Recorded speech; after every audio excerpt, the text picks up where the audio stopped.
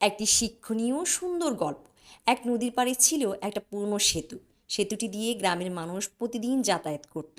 কৃষক, জেলে, ছাত্র সবার ভরসা ছিল সেই সেতু। একদিন গ্রামের কিছু লুবি লোক ঠিক করলো নতুন করে সেতু বানাবে। সরকার থেকে অনেক টাকা এলো।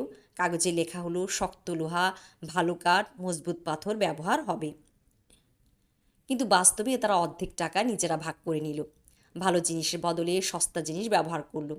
এক বৃদ্ধ রাজমিস্ত্রি তাদের বলেছিল, অন্যায় করে বানানো জিনিস বেশি দিন টিকে না। তারা হাসলো, এই বুড়ো কিছু বোঝে না। সেতু তৈরি হলো, ফিতা কাটা হলো, সবাই বাবা দিল। কিন্তু বৃদ্ধ প্রতিদিন সেতুর দিকে তাকিয়ে দীর্ঘশ্বাস ফেলত, কারণ সে জানতো ভেতরটা ফাঁপা। কয়েক মাস পর বর্ষা এলো। এক রাতেই প্রবল বৃষ্টি আর নদীর স্রোতে সেতু কাঁপতে শুরু করলো। ঠিক তখন কয়েকজন মানুষ সেতুর উপর ছিল। হঠাৎ ধরাম, সেতুর মাঝখান ভেঙে নদীতে পড়ে গেল। গ্রাম জুড়ে কান্না শুরু হলো। যারা টাকা চুরি করেছিল তারা পালিয়ে গেল, কিন্তু নিরীহ মানুষ ক্ষতিভোগ করল। পরের দিন বৃদ্ধ রাজমিস্ত্রি নদীর পাশে দাঁড়িয়ে বলল, ইট আর লোহা দিয়ে শুধু সেতু বানানো যায়, কিন্তু সততা ছাড়া বিশ্বাসের সেতু বানানো যায় না। সেই দিন গ্রামের মানুষ বুঝলো, অন্যায় আর অনিয়ম হয়তো কিছুদিন লুকিয়ে থাকে, কিন্তু একদিন তার ভাঙন সবার সামনে প্রকাশ পায়।